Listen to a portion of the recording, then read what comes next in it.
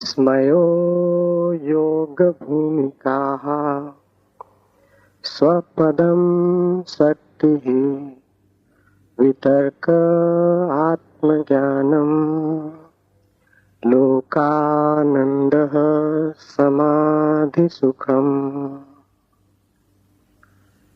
विस्मय योग की भूमिका है। स्वयं में स्थिति ही शक्ति है। वितर्क अर्थात विवेक आत्मज्ञान का साधन है। अस्तित्व का आनंद भोगना समाधि है।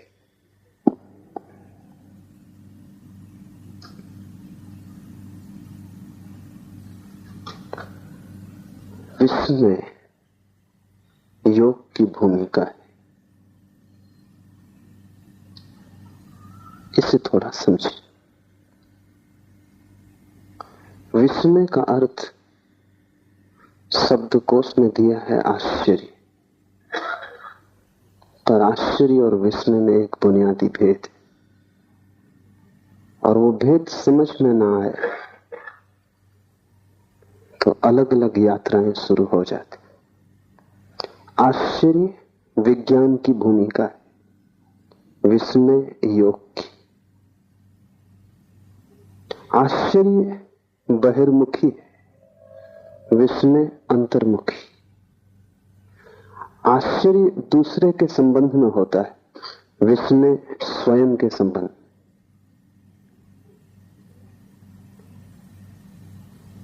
एक बात जिसे हम नहीं समझ पाते, जो हमें अवाक कर जाता है, जिस पर हमारी बुद्धि की पकड़ नहीं बैठती, जो हमसे बड़ा सिद्ध होता है, जिसके सामने हम अनायास ही किम कर्तव्य विमूढ़ हो जाते, जो हमें मिटा जाता है, उससे विस्मय पैदा होता है। लेकिन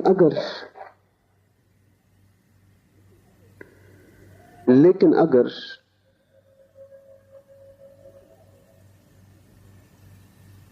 ये जो विस्मय की दशा भीतर पैदा होती है, अतर्क अचिंत्य के समक्ष खड़े होकर इस धारा को हम बहिर्मुखी कर दें, तो विज्ञान पैदा होता है। सोचने लगे पदार्थ के संबंध में, विचार करने लगे जगत के संबंध में, खोज करने लगे रहस्य की जो हमारे चारों ओर है, तो विज्ञान का जन्म होता है। विज्ञान आश्चर्य है। आश्चर्य का अर्थ है विस्मय बाहर की ओर यात्रा पर निकल गया। और आश्चर्य और विस्मय में यह भी फर्क है कि जिस चीज के प्रति हम आश्चर्यचकित होते हैं, हम आज नहीं कल उस आश्चर्य से परेशान हो जाएंगे, आश्चर्य से तनाव पैदा होगा। इसलिए आश्चर्य को मिटाने की कोशिश होती है। विज्ञान आश्चर्य से पैदा होता है, फिर आश्चर्य को नष्ट करता है, व्याख्या खोजता है, सिद्धांत खोजता है, सूत्र चाबियां खोजता है, और जब तक चैन नहीं लेता, जब तक कि रहस्य मिट ना जाए, जब तक कि ज्ञान हाथ में ना आ जाए, जब तक विज्ञान न कह सके कि हमने समझ लिया, तब तक चैन नहीं। विज्ञान जगत से आश्चर्य को मिटाने में लगा है। अगर विज्ञान सफल हुआ तो दुनिया में ऐसी कोई चीज न रह जाएगी जो आदमी न कह सके कि हम जानते। इसका अर्थ हुआ जगत में कोई परमात्मा ना बचेगा, क्योंकि परमात्मा का अर्थ ही यह होता है कि जिसे हम जान भी लें तो भी दावा न किया जा सके कि हम जानते, जो हमारे जानने के बाद भी जानने को शेष रह जाए, जिसे जान जानकर भी हम चुकता न कर पाए, जिसके विस्मय को अंत करने का कोई उपाय नहीं। एक तो ऐसी वस्तुएं हैं जिन्हें हमने जान लिया, उन्हें हम ज्ञात कहें। कुछ ऐसी वस्तुएं हैं जिन्हें हमने जाना नहीं लेकिन जान लेंगे, उन्हें हम अज्ञात कहें। और कुछ ऐसा भी है इस जगत में जिसे हमने जाना भी नहीं है और हम जान भी ना पाएंगे, उसे हम अज्ञेय कहें। परमात्मा अज्ञेय है, वो तीसरा तत्व है। विज्ञान इसलिए परमात्मा को स्वीकार नहीं करता, क्योंकि विज्ञान कहता है ऐसा कुछ भी नहीं है जो न जाना जा सके। नहीं जाना होगा हमने अभी तक, हमारे प्रयास कमजोर हैं, लेकिन आज नहीं कल, केवल समय की बात है, हम जान लेंगे। एक दिन जगत पूरा का पूरा जान लिया जाएगा, उसमें अनजाना कुछ भी ना बचेगा। आश्चर्य से पैदा होता है और फिर आश्चर्य की हत्या में लग जाता है। इसलिए विज्ञान को मैं पितृघाती कहता हूं। जिससे पैदा होता है उसे मिटाने में लग जाता है। धर्म बिल्कुल विपरीत है। धर्म भी एक आश्चर्य भाव से पैदा होता है। उस आश्चर्य भाव को शिव सूत्र में विस्मय कहा है। फर्क इतना ही है कि जब किसी स्थिति में आश्चर्य से भर जाता है धार्मिक खोजी, तो वो बाहर की यात्रा पर नहीं जाता, वो स्वयं की यात्रा पर जाता है। जब भी कोई रहस्य उसे घेर लेता है तो वो सोचता है मैं जानूं कि मैं कौन। रहस्य अंतर्मुखी बन जाए, यात्रा खोज भीतर चलने लगे, पदार्थ की तरफ नहीं, स्व की तरफ मेरी खोज उन्मुख हो जाए, मेरा संधान पहले उसे जानने में लग जाए कि मैं कौन हूं, तो विस्मय। और दूसरी बात समझ लेनी जरूरी है कि विस्मय कभी भी चुकता नहीं, जितना ही हम जानते हैं उतना ही बढ़ता है। इसलिए विस्मय एक विरोधाभास है, क्योंकि जानने से विस्मय नष्ट होना चाहिए। लेकिन बुद्ध या कृष्ण या शिव या जीसस, उनका विस्मय नष्ट नहीं होता। जिस दिन वे परम ज्ञान को उपलब्ध होते हैं उसी दिन उनका विस्मय भी परम होता है। उस दिन वे ऐसा नहीं कहते हमने सब जान लिया, उस दिन वे ऐसा कहते हैं कि सब जानकर भी सब जानने को शेष रह गया। उपनिषदों ने कहा है पूर्ण से पूर्ण निकाल लिया जाए तो भी पीछे पूर्ण शेष रह जाता है। सब जान लिया जाए तो भी सब जानने को शेष रह जाता है।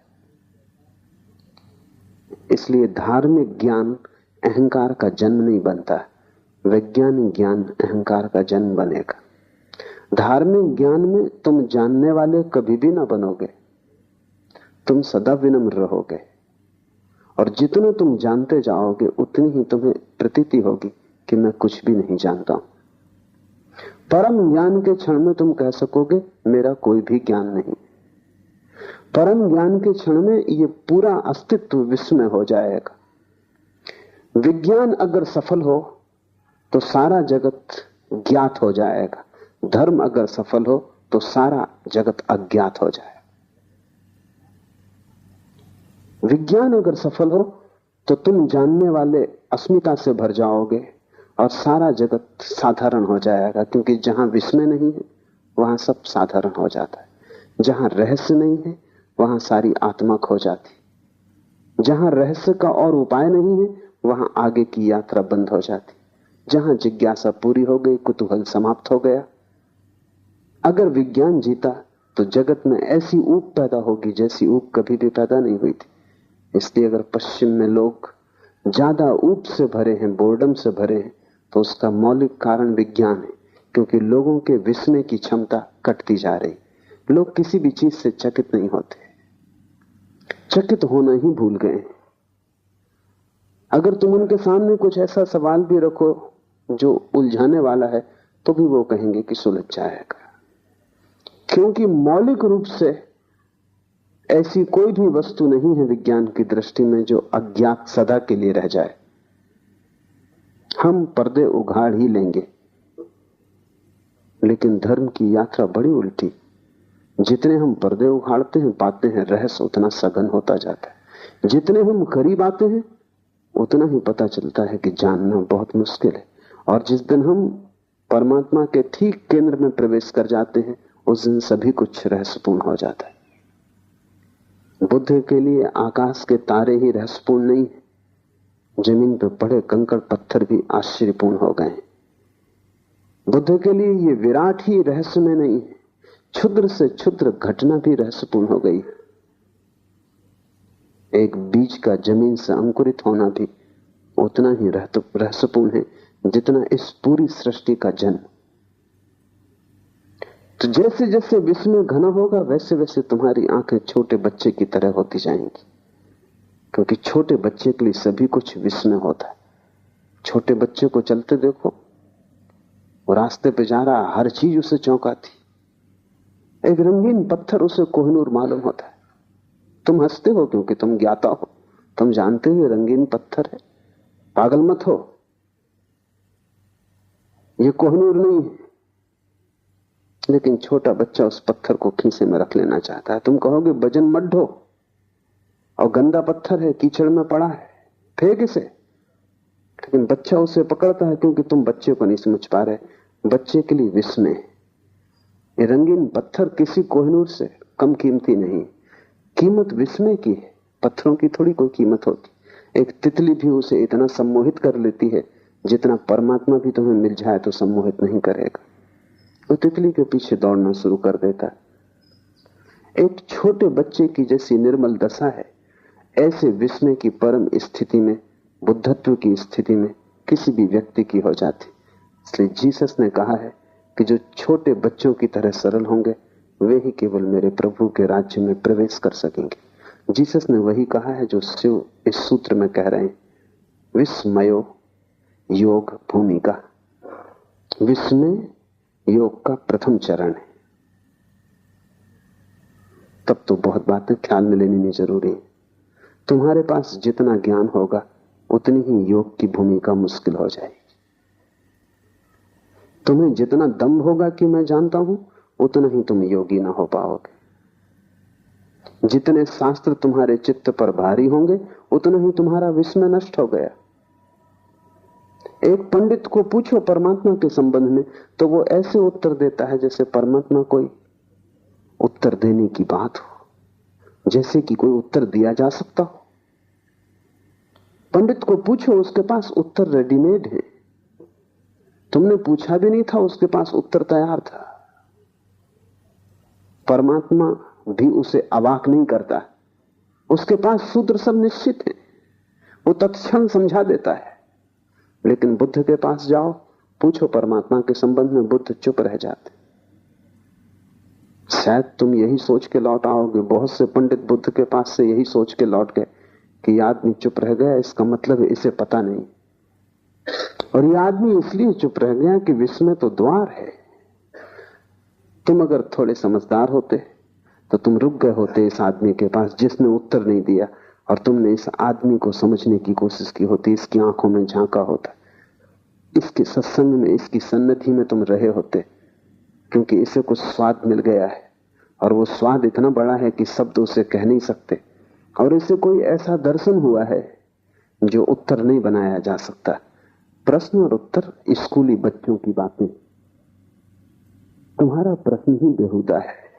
परमात्मा के संबंध में कोई प्रश्न नहीं पूछ सकता। विराट के संबंध में कोई प्रश्न कैसे पूछा जा सकता है?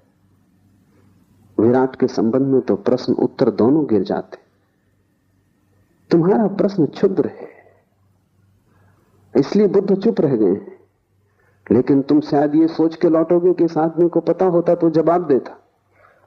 इसने जवाब नहीं दिया, इसे पता नहीं। तुम पंडित को पहचानते हो क्योंकि तुम्हारा सिर भी शब्दों से भरा है। तुम ज्ञानी को न पहचान पाओगे क्योंकि ज्ञानी विस्मय से भरा है और तुम्हारा विस्मय नष्ट हो गया है। जगत में बड़ी से बड़ी दुर्घटना है और वो है विस्मय का नष्ट हो जाना। जिस दिन तुम्हारा विस्मय नष्ट होता है उसी दिन तुम्हारे छुटकारे का उपाय मुश्किल हो गया। जिस दिन तुम्हारा विस्मय नष्ट हुआ उसी दिन तुम्हारा बाल हृदय मर गया, जड़ हो गया, तुम बूढ़े हो गए। क्या अब भी तुम चौंकते हो? क्या जीवन तुम्हें प्रश्न बनता है? क्या चारों तरफ से पक्षियों की आवाजें, झरनों का शोरगुल, हवाओं का वृक्षों से गुजरना तुम्हारे लिए किसी पुलक से भर जाता है? तुम आह्लादित हो जाते हो? तुम जीवन को चारों तरफ देखकर अवाक होते हो? नहीं, क्योंकि तुम्हें सब पता है कि पक्षियों की आवाज है, ये शोरगुल हवाओं का वृक्षों में, तुम्हारे पास हर चीज के उत्तर हैं। उत्तरों ने तुम्हें मार डाला है। तुम ज्ञान के पहले ज्ञानी हो गए हो। विस्मयो योग भूमिका। और जो व्यक्ति योग में प्रवेश करना चाहे, विस्मय उसके लिए द्वार है। अपने बचपन को वापस लौटाओ, फिर से पूछो, फिर से कुतूहल करो, फिर से जिज्ञासा जगाओ, तो तुम्हारे भीतर जहां जहां जीवन के स्रोत सूख गए हैं फिर हरे हो जाएंगे। जहां जहां पत्थर अड़ गए हैं वहां वहां झरना फिर प्रकट हो जाएगा। तुम फिर से आंख खोलो और चारों तरफ देखो, सब उत्तर झूठे हैं, क्योंकि सब तुम्हारे उत्तर उधार हैं। तुमने खुद कुछ भी नहीं जाना है, लेकिन तुम उधार ज्ञान से ऐसे भर गए हो कि तुम्हें प्रतीति होती है कि मैंने जान लिया। विस्मय को जगाओ। तुम्हारे आसन प्राणायाम से कुछ भी ना होगा जब तक विस्मय ना जग जाए, क्योंकि आसन प्राणायाम सब शरीर के। ठीक है, शरीर शुद्धि होगी, शरीर स्वस्थ होगा, लेकिन शरीर की शुद्धि या शरीर का स्वास्थ्य तुम्हें कोई परमात्मा से न मिला देगा। विस्मय मन की शुद्धि है। विस्मय का अर्थ है मन सभी उत्तरों से मुक्त हो गया। विस्मय का अर्थ है तुमने हटा दिया उत्तरों का कचरा, तुम्हारा प्रश्न फिर नया और ताजा हो गया और तुमने अपने अज्ञान को समझा। विस्मय का अर्थ है मुझे पता नहीं। पांडित्य का अर्थ है मुझे पता है। जितना तुम्हें पता है उतने ही तुम गलत हो। जब तुम सरल भाव से कहते हो मुझे कुछ भी पता नहीं, सारा जगत अज्ञात है, जो भी मुझे पता है वो भी काम चलाऊ है, मैंने अभी कुछ भी नहीं जाना है। ऐसी प्रतीति जितनी गहरी तुम्हारे हृदय में बैठ जाएगी, तुमने योग का पहला कदम उठाया। फिर दूसरे कदम आसान, लेकिन अगर पहला कदम ही चूक जाए तो फिर तुम कितनी ही यात्रा करो उससे कुछ हल नहीं होता, क्योंकि जिसका पहला कदम गलत पड़ा वो मंजिल पे नहीं पहुंच सकेगा। पहला कदम जिसका सही है उसकी आधी यात्रा पूरी हो गई। और विश्व में पहला कदम, थोड़ा गौर से देखो, तुम्हारे पास ज्ञान है। तुम भी थोड़े गौर से देखोगे तो समझ लोगे ज्ञान नहीं, सब कचरा है, इकट्ठा कर लिया है शास्त्र से, गुरुओं से, संतों से, और उसे तुम बहुमूल्य थाती की तरह संजोए बैठे हो। उसने तुम्हें कुछ भी नहीं दिया, सिर्फ तुम्हारे विस्मय की हत्या कर दी। तुम्हारा विस्मय तड़फ रहा है, मरा हुआ पड़ा है। अब तुम चौंकते नहीं, अब तुम्हें कोई भी चीज चौंकाती नहीं। एक ईसाई फकीर हुआ, एक हाट, उसने एक बड़ी अनूठी बात कही। उसने कहा संत वो है जिससे हर चीज चौंकाती, हर चीज, छोटी छोटी घटनाएं जिसे चौंका देती। पानी में पत्थर गिरता है, आवाज होती, लहरें उठती, संत को चौंका देती। ये इतना विस्मयपूर्ण है, इतना रहस्यपूर्ण है। संत श्वास लेता है, जीता है, ये भी काफी चौंकाने वाला है। एक हाट रोज सुबह की प्रार्थना में परमात्मा को कहता था, आज फिर सुबह हुई, आज फिर सूरज उगा, तेरी लीला अपार है। न उगता तो क्या करते, क्या उपाय था? आदमी विवश है। एक हाट कहता, आज सांस आती है, कल ना आए, क्या करूंगा? तुम सांस ले तो ना सकोगे, सांस तुम्हारे बस में तो नहीं है। इतने पास है श्वास, फिर भी तुम उसके मालिक नहीं हो। गई बाहर और न लौटी तो नहीं लौटेगी। इतने पास जो है उसके भी हम ज्ञाता और मालिक नहीं है। और ख्याल हमें यह है कि हम सब कुछ जानते हैं। तुम्हारे सब जानने ने ही तुम्हें मारा। इस कचरे को हटा दो और हल्के हो जाओ। तत्क्षण तुम्हारी आंखें जब ज्ञान से न भरी होंगी तब रहस्य से भर जाएंगी। उस रहस्य की अंतर यात्रा का नाम विस्मय है, बहिर यात्रा का नाम आश्चर्य है। अगर उस रहस्य को तुमने पदार्थों पर लगा दिया तो तुम एक वैज्ञानिक हो जाओगे। अगर उस रहस्य को तुमने स्वयं की सत्ता पर लगा दिया तो तुम एक महायोगी हो जाओगे। और दोनों के परिणाम भिन्न होंगे, क्योंकि आश्चर्य हिंसात्मक है, विस्मय अहिंसात्मक है। आश्चर्य जिस तरफ लग जाता है उसी को तोड़ने लगता है, विश्लेषण करता है, क्योंकि आश्चर्य में एक बेचैनी है, विस्मय में एक रस है। इस फर्क को भी ठीक से समझ लो। शब्दकोश में वो नहीं लिखा हुआ है, लिखा भी नहीं जा सकता, क्योंकि शब्दकोश बनाने वाले को कोई विस्मय का पता भी नहीं। आश्चर्य हिंसात्मक है, आक्रामक है। तुम जिस चीज के प्रति आश्चर्य से भरते हो, एक तनाव पैदा हो जाता है। उस तनाव को हल करना ही पड़ेगा। जब तक वो जिज्ञासा पूरी ना हो जाएगी, जब तक तुम जान न लोगे, तब तक एक बेचैनी तुम्हारे सिर पे सवार रहेगी। वो जो वैज्ञानिक अपनी प्रयोगशाला में लगा रहता है 18 घंटे, वो किस लिए लगा है? एक बेचैनी, जैसे एक भूत प्रेत ने उसे पकड़ लिया है, और जब तक वो उसको हल न कर लेगा तब तक वो लगा ही रहेगा। लेकिन विस्मय आक्रामक नहीं, और विस्मय एक बेचैनी नहीं, बल्कि विस्मय एक विश्राम है। जब कोई व्यक्ति विस्मय से भरता है तो एकदम विश्राम से भर जाता है। विस्मय को मिटाना नहीं है, विस्मय को पीना है, विस्मय का स्वाद लेना है, विस्मय में लीन हो जाना है, एक हो जाना है। आश्चर्य मिटाने में लग जाता है, विस्मय जीने में लग जाता है।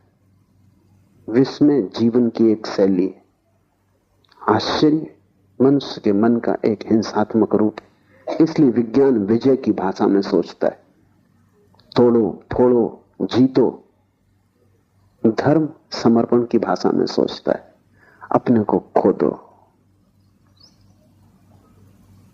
जब तुम्हारे भीतर विस्मय का प्रवेश होगा तो विस्मय तुम में इस तरह लीन हो जाएगा जैसे तुम नमक की डिग्री पानी में डाल दो और सारा पानी खारा हो जाए।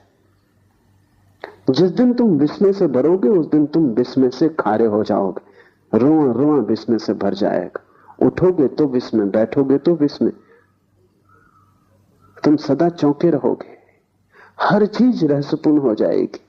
क्षुद्रतम भी विराट का हिस्सा हो जाएगा, क्योंकि जब क्षुद्र में भी विस्मय जुड़ जाता है तो क्षुद्र भी विराट हो जाता है।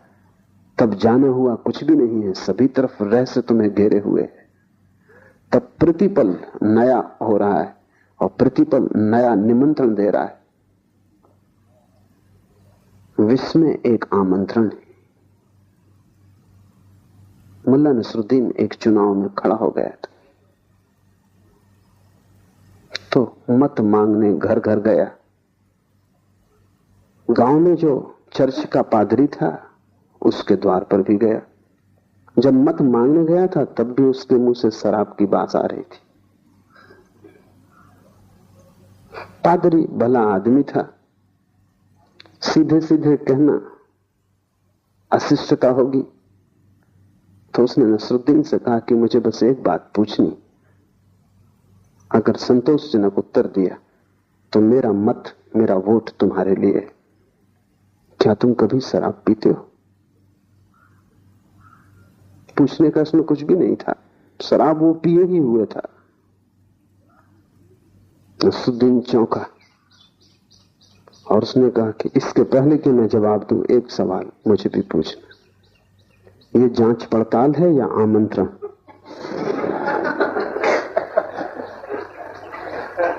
इज दिस एन इंक्वायरी और एन इन्विटेशन? आश्चर्य जांच पड़ताल है, विस्मय आमंत्रण।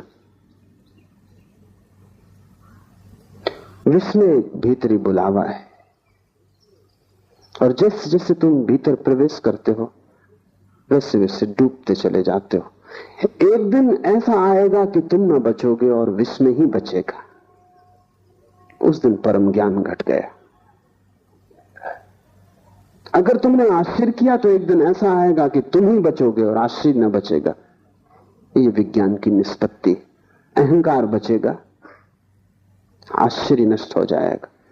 अगर विस्मय की यात्रा पर गए तो तुम नष्ट हो जाओगे, विस्मय बचेगा। रोआ रोआ उसी श्वास से भर जाएगा। तुम्हारा होना ही विस्मयपूर्ण होगा।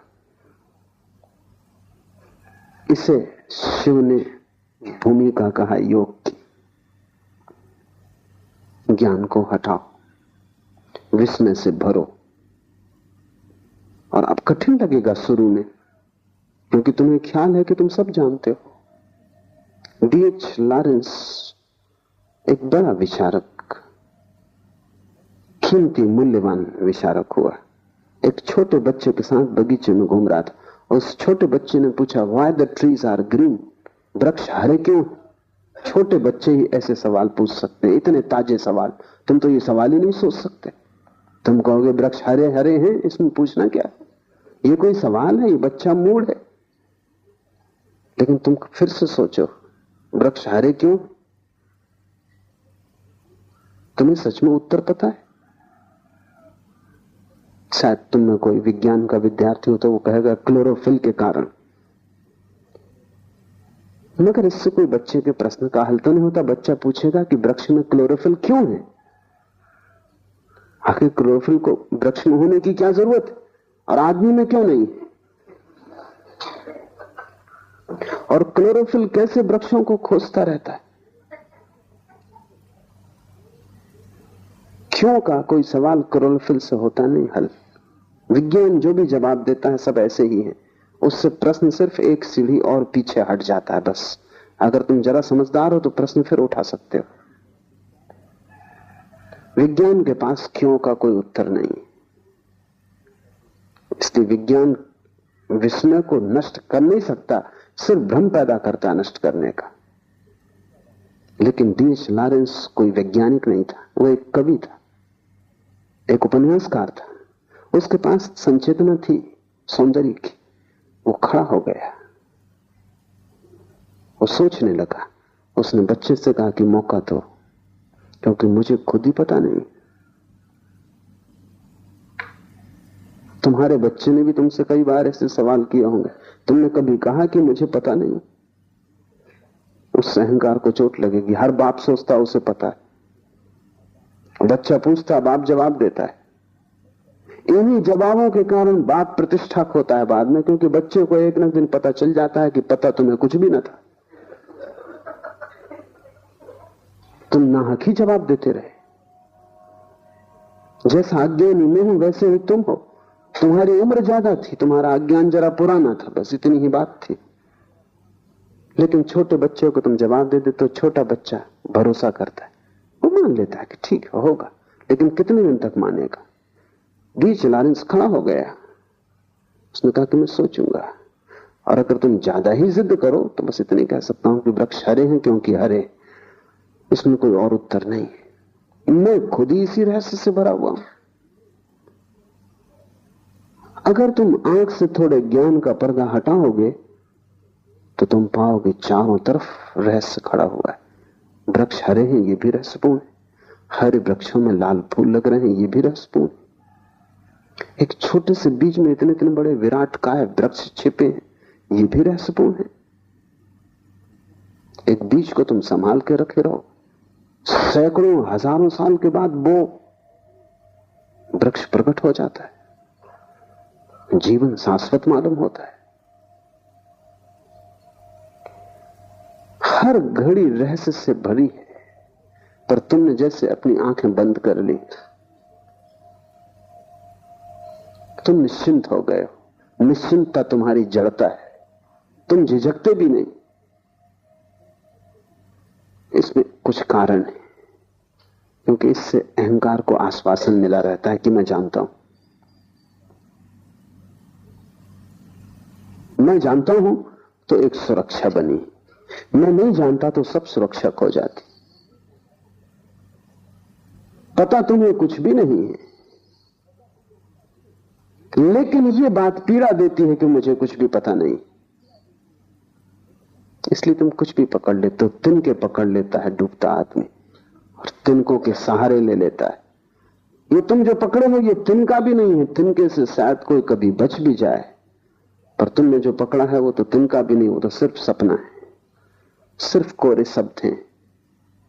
एक आदमी पक्का मान के बैठा है वो उसे ईश्वर का पता है। ये बात ही बेहूदी है कि कोई आदमी कहे मुझे पक्का पता है। पक्के का मतलब होता है तुम ईश्वर के रहस्य को भी खोज लिए।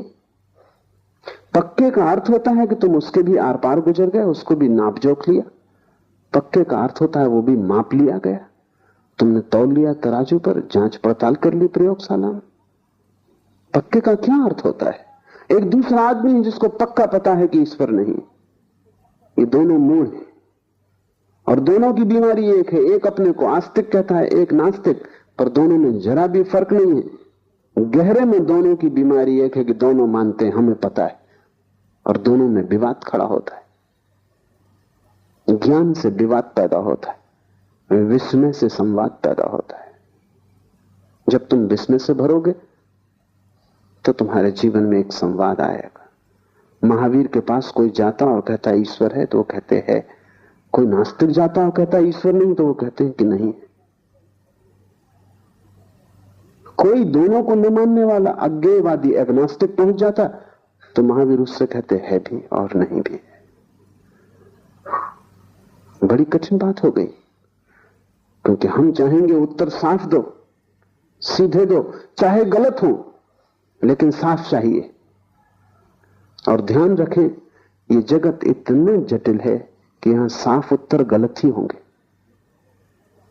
यहां जो उत्तर विरोधाभासी नहीं है वो गलत होगा। यहां जो उत्तर अपने से विपरीत को भी समा लेता है वही सही होगा, क्योंकि जगत अपने से विपरीत को समाये हुए है। यहां जन्म भी है और मृत्यु भी है। यहां साफ सुथरा रास्ता नहीं है। यहां अंधेरा भी है और प्रकाश भी है। यहां शुभ भी है, अशुभ भी है। यहां दोनों साथ साथ जी रहे हैं। यहां पापी और पुण्यात्मा अलग अलग नहीं है, दोनों साथ जी रहे हैं। दोनों एक ही सिक्के के दो पहलू हैं। परमात्मा दोनों को अपने में समाये हुए। अस्तित्व बड़ा है, वो कोई तर्क की कसौटी पर कटा हुआ नहीं है, अतर्क है। वहां दोनों एक दूसरे में मिले हुए। ऐसा हुआ कि जुन्नैद ने एक रात प्रार्थना की परमात्मा से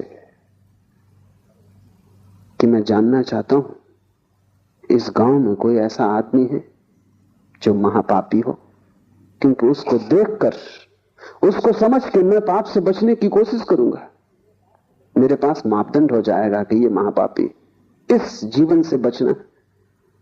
आवाज आई कि तेरा पड़ोसी। हैरान हुआ जुन्नैद।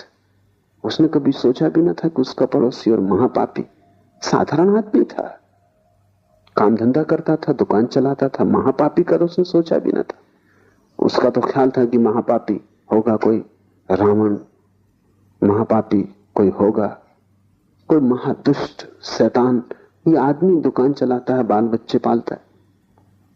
बड़ी उलझन में पड़ गया। ये तो साधारण आदमी था, इसको तो महापापी कोई भी नहीं कहेगा। दूसरी रात उसने फिर प्रार्थना की कि ठीक, तू जो कहे ठीक। अब मुझे एक और मापदंड चाहिए कि इस गांव में जो सबसे बड़ा महात्मा हो, पुण्यात्मा हो, उसकी मुझे खबर दे दे। परमात्मा ने कहा कि वही आदमी वो जो तेरे पड़ोस में। जुन्नैद ने कहा तू मुझे मुश्किल में डाल रहा है, मैं वैसे ही काफी मुश्किल में हूं। दिन भर उस आदमी को देखता रहा, ऐसा कुछ महापाप नहीं देखा, और अब और झंझट खड़ी हो गई। पुण्यात्मा भी वही है। तो आवाज आई, मेरी दुनिया में दोनों जुड़े। सिर्फ बुद्धि तोड़ के चीजों को देखती है। यहां बड़े से बड़े संत के पीछे भी छाया पड़ती, यहां बड़े से बड़े पापी के चेहरे पर भी रोशनी है। इसीलिए तो यह संभव होता है कि पापी चाहे तो संत हो जाए, संत चाहे तो पापी हो जाए। इतनी आसानी से बदलाहट इसलिए तो संभव है कि दोनों छिपे हैं एक में ही। अंधेरा और उजेला अलग अलग नहीं है, रात और दिन जुड़े हैं। तर्क तोड़ता है और साफ रास्ते बनाता है।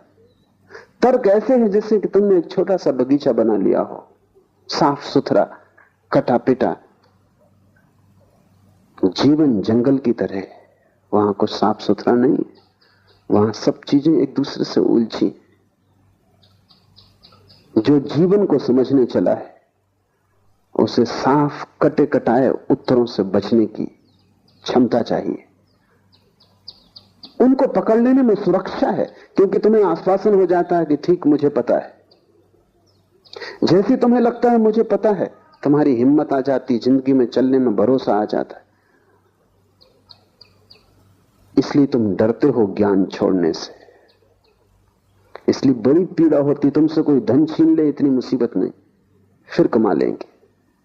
और धन तो मिट्टी थी, तुम जानते ही थे। तुमसे कोई पद छीन ले कोई बड़ी चिंता की बात नहीं है, तुम खुद भी त्याग सकते हो। लेकिन ज्ञान तो घर में देखते हो, एक अनूठी घटना घटती। एक आदमी समाज छोड़ देता है, गांव छोड़ देता है, घर छोड़ देता है, पत्नी परिवार छोड़ देता है। लेकिन अगर वो जैन था तो हिमालय पे भी जैन रहता है, हिंदू था तो हिंदू रहता है, मुसलमान था तो मुसलमान रहता है। जिस समाज को छोड़ के भाग आया उसी ने ये मुसलमान होना दिया था, उसी ने ये ज्ञान दिया था कि तुम मुसलमान हो। ये कुरान सच्ची किताब, सब किताबें बाकी गलत। सबको छोड़ आया, लेकिन ज्ञान को बचा के आ जाता है हिमालय पर। कुछ भी नहीं बदला इस आदमी की जिंदगी में, क्योंकि ज्ञान का भरोसा ऐसे यहां भी है। ज्ञान तुम छोड़ दो और जहां तुम खड़े हो वहीं हिमालय आ जाएगा।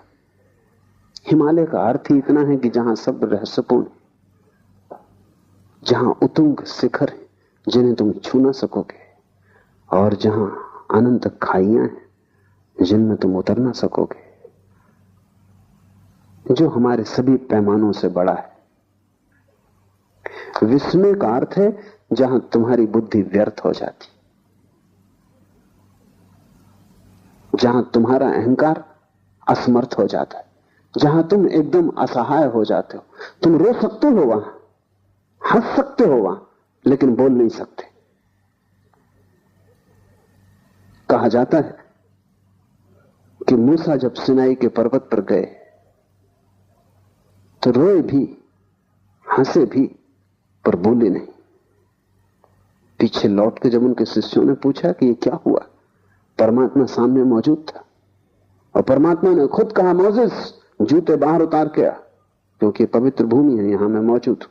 तो तुमने जूते उतारे, तुम रोए भी, तुम हंसे भी, बोले क्यों नहीं? ये मौका क्यों छोड़ दिया? जो भी पूछने जैसा था पूछ लेना था। एक कुंजी तो मांग ही लेनी थी जिससे सभी ताले खुल जाते। मोसेस ने कहा जब वो सामने था तब बुद्धि खो गई, तब हृदय ही बचा।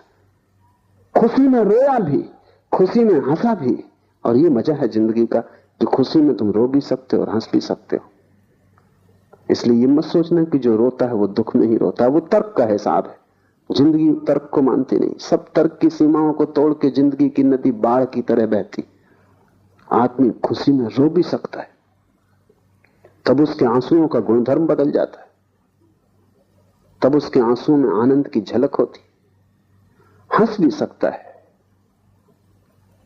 ये विपरीत एक को ही प्रकट करने वाले बन सकते हैं, यही जीवन का रहस्य है। तो मोसेस ने कहा हृदय ही बचा, मेरी बुद्धि तो खो गई। जहां मैंने जूते छोड़े लगता है वहीं सिर भी छूट गए। और मंदिर के बाहर जूते ही मत छोड़ना, सिर भी वहीं रखाना। जूतों के साथ जो सिर को रखाएगा मंदिर के बाहर, वही मंदिर में प्रविष्ट होता है। और जूते और सिर का बड़ा जोड़ है, इसलिए जब तुम किसी से गुस्से में आ जाते तो जूता उसके सिर में मारते।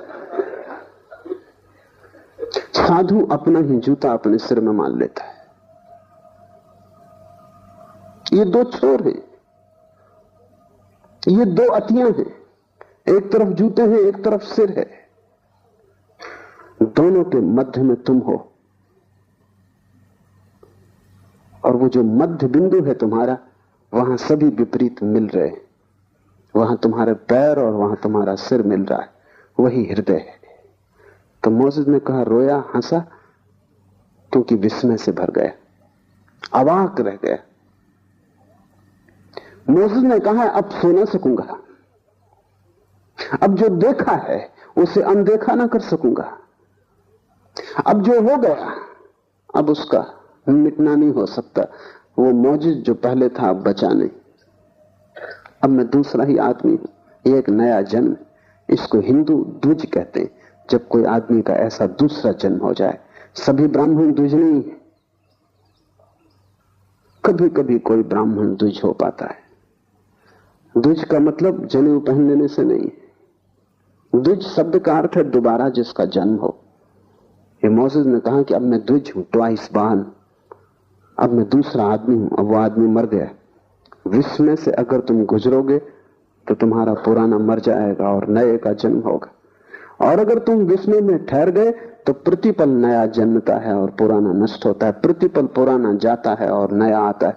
फिर तुम्हारी धारा शाश्वत है, फिर तुम कभी जराजीर्ण न होगे, फिर तुम्हें शाश्वत जीवन की स्फुरणा मिल गई। इसलिए शिव कहते हैं विश्व में योग की भूमिका है।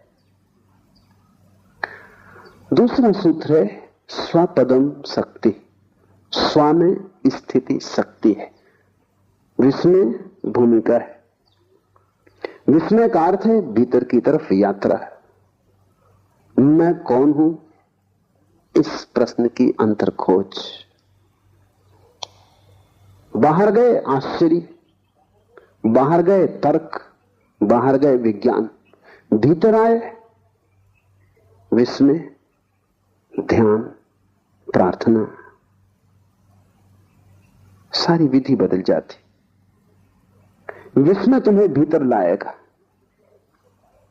क्योंकि जब सारा जगत रहस्यपूर्ण मालूम पड़ेगा तब एक ही प्रश्न महत्वपूर्ण रह जाएगा कि मैं कौन हूं।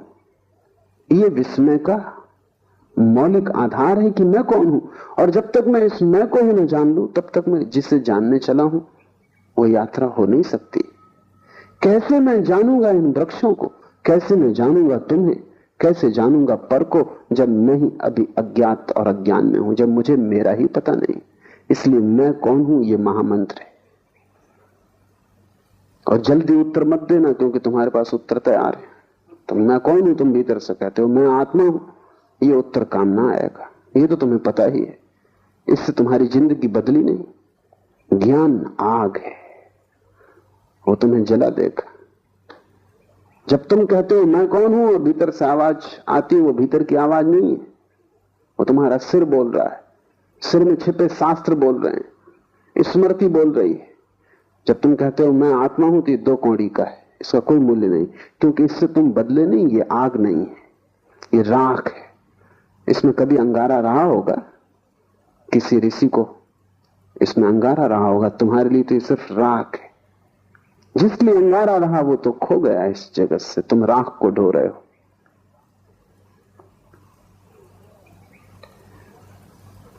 मैं कौन हूं इसको तुम पूछते जाना और उधार उत्तर मत देना।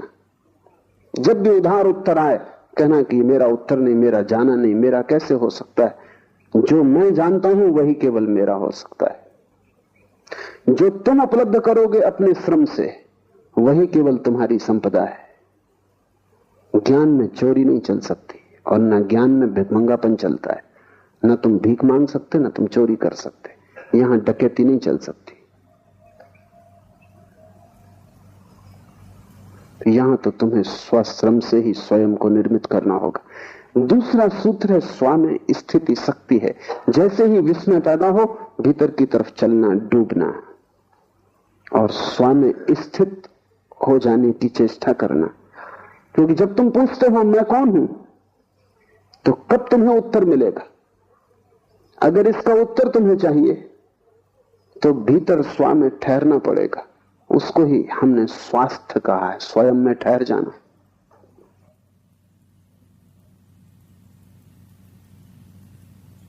दौड़ते हुए तुम कैसे देख पाओगे? तुम्हारी हालत ऐसी है कि तुम तेज रफ्तार की कार में जा रहे हो, एक फूल तुम्हें खिड़की से दिखाई पड़ता है, तुम पूछ भी नहीं पाते ये क्या है कि तुम आगे निकल गए। तुम्हारी रफ्तार तेज, और वासना से तेज रफ्तार दुनिया में किसी और यान की नहीं है। चांद पर पहुंचना हो रॉकेट भी वक्त लेता है, तुम्हारी वासना को उतना वक्त भी नहीं लगता, इसी क्षण तुम पहुंच जाते हो। वासना तेज से तेज गति है, और जो वासना से भरा है उसका अर्थ है कि वो ठहरा हुआ नहीं, भाग रहा है, दौड़ रहा है। और तुम इतनी दौड़ में हो कि तुम पूछो भी कि मैं कौन हूं तो उत्तर कैसे आएगा। ये दौड़ छोड़नी होगी, स्व में स्थित होना होगा। थोड़ी देर के लिए सारी वासना, सारी दौड़, सारी यात्रा बंद कर देनी होगी। लेकिन एक वासना समाप्त नहीं हो पाती कि तुम 25 को जन्म दे लेते हो। एक यात्रा पूरी नहीं हो पाती कि 25 नए रास्ते खुल जाते हैं, तुम फिर दौड़ने लगते हो। तुम्हें बैठना आता ही नहीं, तुम रुके ही नहीं हो जन्मों से। मैंने सुना है कि एक सम्राट ने एक बहुत बुद्धिमान आदमी को वजीर रखा, लेकिन वजीर बेईमान था और उसने जल्दी ही साम्राज्य के खजाने से लाखों करोड़ों रुपए उड़ा दिए। जिस दिन सम्राट को पता चला, उसने वजीर को बुलाया और उसने कहा कि मुझे कुछ कहना नहीं, जो तुमने किया है वो ठीक नहीं और ज्यादा मैं कुछ कहूंगा नहीं। तुमने भरोसे को तोड़ा, बस इतना ही कहता हूं कि तुम अपना मुंह मुझे मत दिखाओ, इस राज्य को छोड़कर चले जाओ और व्यर्थ की बातचीत इसमें न फैले, इसलिए मैं किसी को भी इस संबंध में कुछ न कहूंगा। तुम्हें भी कोई किसी से कुछ कहने की जरूरत नहीं। वजीर ने कहा, सुने, कहेंगे चला जाऊंगा, ये पक्की है बात कि मैंने करोड़ों रुपए चुराए, लेकिन फिर भी एक सलाह वजीर होने के नाते मैं आपको देता हूं, और वो ये कि अब मेरे पास सब कुछ है। बड़ा महल है, पहाड़ पर बंगले हैं, समुद्र के किनारे बंगले हैं, सब कुछ मेरे पास है। पीढ़ियों दर पीढ़ियों तक अब मुझे कुछ कमाने की जरूरत नहीं, बच्चों को कुछ कमाने की जरूरत नहीं। आप मुझे अलग करके दूसरे आदमी को वजीर रखेंगे, उसको फिर आबासा से शुरू करना पड़ेगा। सम्राट बुद्धिमान था, उसकी बात समझ में आ गई।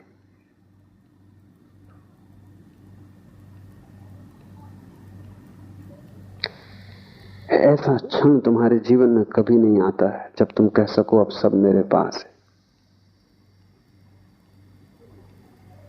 जिस दिन ये क्षण आ जाएगा उसी दिन दौड़ बंद होगी, अन्यथा तुम हर घड़ी आबासा से शुरू कर रहे हो। हर घड़ी नई वासना पकड़ लेती, नया चोर आ जाता है, नया लुटेरा खजाना तोड़ने लगता है।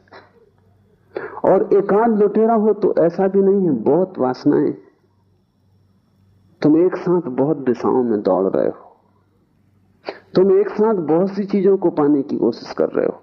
तुमने कभी बैठकर यह भी नहीं सोचा कि उनमें से कई चीजें तो विपरीत हैं, उनको तो तुम पा ही नहीं सकते, क्योंकि तुम एक को पाओगे तो दूसरी खोएगी, दूसरी की पाओगे तो पहली खो जाएगी। मुल्ला नसरुद्दीन मरता था तो उसने अपने बेटे को कहा कि मैं तुझे 2 बातें समझा देता हूं, मरने के पहले तुझे कह जाता हूं, इन्हें ध्यान में रखना।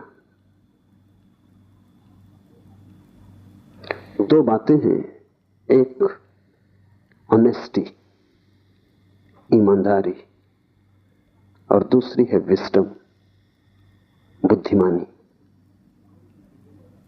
तो दुकान तू संभालेगा, काम तू संभालेगा, दुकान पे तख्ती लगी है। Honesty is the best policy, ईमानदारी सबसे अच्छी नीति है, इसका पालन करना। कभी किसी को धोखा मत देना, कभी वचन भंग मत करना, जो वचन दे उसे पूरा करना। बेटे ने कहा ठीक, दूसरा क्या है? बुद्धिमानी, उसका क्या अर्थ है? नसरुद्दीन ने कहा भूल के कभी किसी को वचन मत देना।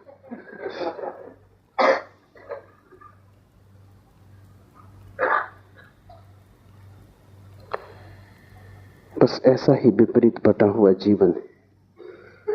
ईमानदारी भी और बुद्धिमानी भी दोनों संभालने की कोशिश है। वचन पूरा करना ईमानदारी का लक्ष्य, वचन कभी मत देना बुद्धिमानी का लक्ष्य। इधर तुम चाहते हो कि लोग तुम्हें संत की तरह पूजें और इधर तुम चाहते हो कि तुम पापी की तरह मजे भी लूटो। बड़ी कठिनाई है। इधर तुम चाहते हो कि राम की तरह तुम्हारे चरित्र का गुणगान हो, लेकिन उधर तुम रावण की तरह दूसरे की स्त्रियों को भगाने में तत्पर हो। तुम असंभव संभव करना चाहते हो। तुम होना तो रावण जैसे चाहते हो, प्रतिष्ठा राम जैसी चाहते हो, बस तब तुम मुश्किल में पड़ जाते हो। तब विपरीत दिशाओं में तुम्हारी यात्रा चलती है और अनंत तुम लक्ष्य बना लेते हो। उन सब में तुम बट जाते हो, टुकड़े टुकड़े हो जाते हो। जीवन के आखिर में तुम पाओगे कि जो भी तुम लेके आए थे वो खो गया। एक बहुत बड़ा जुआड़ी हुआ। बहुत समझाया पति ने, परिवार ने, मित्रों ने, लेकिन सुना नहीं। धीरे धीरे सब खो गया। एक दिन ऐसी हालत आ गई कि सिर्फ 1 रुपया घर में बचा। पत्नी ने कहा अब तो चौंको, अब तो संभलो। पति ने कहा जब इतना सब चला गया और 1 रुपया ही बचा है तो आखिरी मौका मुझे और दे। कौन जाने 1 रुपये से भाग्य खुल जाए। जुआड़ी सदा ऐसा ही सोचता है। और फिर उसने कहा कि जब लाखों चले गए और अब 1 ही बचा, अब 1 के लिए क्या रोना धोना, और 1 रुपये चले जाएगा, कोई बचने वाला नहीं, लगा लेने दांव पे इस पे भी।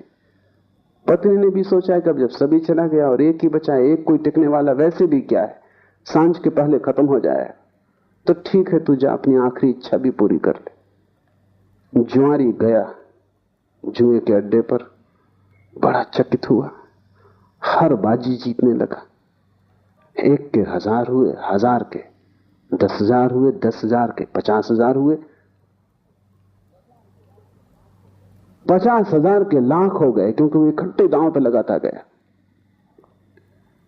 फिर उसने लाख भी लगा दिए और कहा बस अब ये आखिरी, हल हो गया सब, और वो सब हार गए। वो घर लौटा, पत्नी ने पूछा क्या हुआ, उसने कहा 1 रुपया चला गया। क्योंकि तुम वही खो सकते हो जो तुम लेके आए थे, लाख की क्या बात करनी। उसने कहा 1 रुपया खो गया, कोई चिंता की बात नहीं। वो दांव खराब गया, पर उसने ये बात न कही कि लाख हो गए थे। ठीक ही किया, क्योंकि जो तुम्हारे नहीं थे उनके खोने का सवाल भी क्या है। मरते वक्त तुम पाओगे जो आत्मा तुम लेके आए थे वो तुम गंवा के जा रहे हो, बस 1 खो जाएगा। बाकी तुमने जो गंवाया, जोड़ा, मिटाया, बनाया, उसका कोई बड़ा हिसाब नहीं है। अंतिम हिसाब में उसका कोई मूल्य नहीं। तुमने लाखों जीते हो तो भी मौत के वक्त तो वो सब छूट जाएंगे। हिसाब 1 का रह जाएगा, वो 1 तुम हो। और अगर तुम उस 1 में ठहर गए तो तुम जीत गए। अगर तुम उस 1 में आ गए, रम गए, उसके लिए शिव कह रहे हैं स्व में स्थिति शक्ति है। तुम दुर्बल हो, दीन हो, दुखी हो, उसका कारण ही नहीं कि तुम्हारे पास रुपए कम है, मकान नहीं है, धन दौलत नहीं है। तुम दीन हो, दुखी हो, क्योंकि तुम स्वयं में नहीं हो। स्वयं में होना ऊर्जा का स्रोत है। वहां ठहरते ही व्यक्ति महा ऊर्जा से भर जाता है। जीसस से किसी ने पूछा कि मैं क्या करूं, मैं बहुत दीन हूं, गरीब हूं, दुखी हूं। जीसस ने कहा तू कुछ और मत कर, पहले परमात्मा के राज्य को खोज ले, से सब अपने आप पीछे चला आएगा। 1 को खोज लेने से सब पीछे चला आता है, और 1 को गंवा देने से सब गंवा दिया जाता है। वो 1 तुम हो, और वही तुम्हारी संपदा है, क्योंकि उसी को लेके तुम आए हो। और आखिरी हिसाब में यही पूछा जाएगा कि जो तुम लेके आए थे उसे बचा सके या उसको भी गंवा दिया। स्व में स्थिति शक्ति है, स्वपदम शक्ति। अपने में ठहर जाना, महाशक्तिवान हो जाना। महाशक्तिवान तो तुम हो, लेकिन तुम ऐसे हो जैसे कि किसी बाल्टी में 1000 छेद हो और कोई कुएं से पानी भर रहा हो। पानी भरता हुआ दिखाई पड़ता हर बार, क्योंकि जब तक बाल्टी पानी में डूबी रहती, बिल्कुल भरी रहती। जैसे ही बाल्टी पानी से ऊपर उठती, तुम खींचना शुरू करते हो कि 1000 मार्गों से पानी गिरना शुरू हो जाता। जब तक बाल्टी ऊपर आती तब तक उसमें कुछ भी नहीं बचता। 1000 वासनाएं तुम्हारे 1000 छेद हैं, उनसे तुम्हारी ऊर्जा खोती है। जब तक तुम सपना देखते हो तब तक बाल्टी भरी है, जब तक तुम कामना करते हो तब तक बाल्टी भरी है। जैसे ही कामना को कृत्य में लाते हो, जैसे ही खींचना शुरू करते हो कुएं से बाल्टी को, जैसे ही सपने को सत्य बनाने की कोशिश करते हो, ऊर्जा खोनी शुरू हो जाती। हाथ आते तक बाल्टी हाथ आ जाती है, 1000 छेद हाथ में आ जाते हैं, पानी की एक बूंद नहीं आती, प्यास उतनी की उतनी रह जाती। हर बार जब खींचते हो बड़ा शोरगुल मचता है कुएं में और लगता है पानी चला आ रहा है, तूफान आ रहा है, हाथ कुछ भी नहीं आता। हर बार तुम खाली हाथ लौटते हो, लेकिन वासना बड़ी अद्भुत है। एक मछली मार को कोई राहगीर पूछता था कितनी मछलियां पकड़ी। सांझ होने के करीब थी, सुबह से बैठा था बंसी को डाले। ये राहगीर कई बार वहां से निकला और देख गया था, आखिर उससे न रहा गया। उसने पूछा कितनी पकड़ी? उस मच्छी मार ने कहा जिस एक को मैं पकड़ने की अभी कोशिश कर रहा हूं ये, और अगर 2 और पकड़नी तो 3 होंगी। अभी पकड़ी एक भी नहीं है, जिसको पकड़ रहा हूं ये 1 और 2 और तो 3 होंगी। तुम हमेशा इस मच्छी मार की हालत में हो, जिसको पकड़ रहे हो ये 1 और 2 अभी सपने में, और ये भी अभी सत्य नहीं हुई है, और हिसाब 3 का है, और तुम बड़े प्रसन्न हो रहे हो। जब भी बाल्टी हाथ में आती तुम पाते हो फिर खाली आ गई। और ध्यान रहे, जितनी बार तुम डालते हो कुएं में, छेद उतने बड़े होते जाते हैं। इसलिए बच्चे प्रसन्न मालूम होते हैं, बूढ़े बिल्कुल उदास मालूम होते हैं, उनकी बाल्टी छेद ही छेद हो गई। कितनी बार डाल चुके, निकाल चुके, सब छेद बड़े हो गए, लेकिन फिर भी पुरानी आशा मरती नहीं, कभी तो भरी हुई आ जाएगी, क्योंकि भरी हुई दिखाई पड़ती है, फिर पानी गिरता हुआ भी दिखाई पड़ता है। शक्ति तो तुम्हारे पास है परमात्मा की, लेकिन मन तुम्हारे पास छेद वाली बाल्टी की तरह है। स्वपदम शक्ति का अर्थ है जब तुम वासनाओं में न दौड़ोगे। एक वासना गिरी, एक छेद बंद हुआ,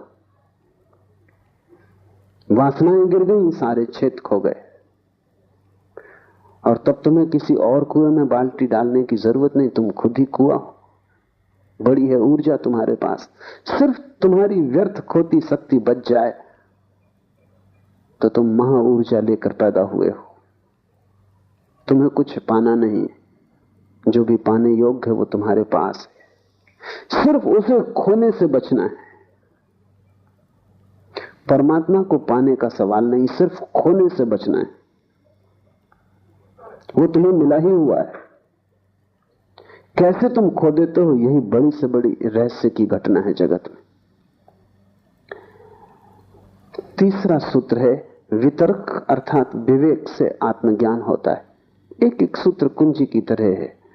पहला विस्मय मोड़ेगा स्वयं की तरफ, दूसरा स्वयं में ठहरना ताकि तुम महा ऊर्जा को उपलब्ध हो जाओ। लेकिन कैसे तुम स्वयं में ठहरोगे, उसकी कुंजी तीसरे सूत्र में है। विवेक, वितर्क, आत्मज्ञानम। ये वितर्क शब्द समझ लेना जैसा है। तर्क तो हम जानते हैं, तर्क विज्ञान के हाथ है, वो आश्चर्य को काटने की तलवार है। तर्क काटता है, विश्लेषण करता है, तर्क बाहर जाता है, वितर्क भीतर जाता है, वो काटता नहीं, जोड़ता है। तर्क विश्लेषण है, एनालिसिस। वितर्क संश्लेषण, सिंथेसिस। फरीद हुआ एक फकीर, एक भक्त उसके पास एक सोने की कैंची ले आया, बड़ी बहुमूल्य थी, हीरे जवाहरात लगे थे, और उसने कहा कि मेरे परिवार में चली आ रही सदियों से, करोड़ों का दाम है इसका, मैं इसका क्या करूं, आपके चरणों में रख जाता हूं। फरीद ने कहा तू इसे वापस ले जा, अगर तुझे कुछ भेंट ही करना हो तो एक सुई डोरा ले आना, क्योंकि हम तोड़ने वाले नहीं, जोड़ने वाले। कैंची काटती, अगर भेंट ही करना हो एक सुई डोरा ले आना। तर्क कैंची की तरह काटता है। हिंदुओं में गणेश तर्क के देवता हैं, इसलिए चूहे पर बैठे। चूहे यानी कैंची, वो काटता है। चूहा जीवित कैंची है, वो काटते रहता है। गणेश उस पर बैठे, वो तर्क के देवता हैं। और हिंदुओं ने खूब मजाक किया गणेश का। उन्हें देख के अगर तुम्हें हंसी ना आए तो हैरानी की बात है। आती नहीं तुम्हें, क्योंकि तुम उनसे भी आश्वस्त हो गए कि वो ऐसे हैं, अन्यथा वो हंसी योग्य है। गणेश के शरीर को ठीक से देखो, वो सब ढंग से बेढंगा है। सिर भी अपना नहीं है, वो भी उधार है। तार्किक के पास सिर उधार होता है, बहुत बड़ा है, हाथी का है, लेकिन अपना नहीं। उधार सिर हाथी का भी हो तो किसी काम का नहीं, वो तुम्हें सिर्फ कुरूप करेगा। भारी भरकम शरीर है, चूहे पर सवार है। ये भारी भरकम शरीर देखने का ही है, सवारी तो चूहे की है। कितना ही बड़ा पंडित हो, लेकिन सवारी चूहे की है, वो कैंची, तर्क। फरीद ने ठीक कहा कि अगर भेंटी करनी हो तो एक सुई धागा दे जाना, क्योंकि हम जोड़ते। वितर्क जोड़ने की कला है। वितर्क शब्द का अर्थ होता है विशेष तर्क।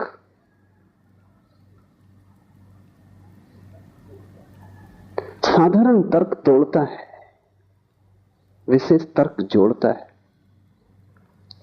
बुद्ध, महावीर, शिव, लाओसे, वे भी तर्क करते हैं, लेकिन उनका तर्क वितर्क है। एक और तर्क है जिसको हम कुतर्क कहते हैं। 3 तरह की संभावनाएं। तर्क तोड़ता है, विश्लेषण करता है,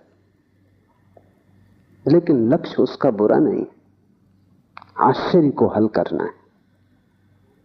उसे तोड़ने में रस नहीं है, तोड़ना प्रक्रिया है।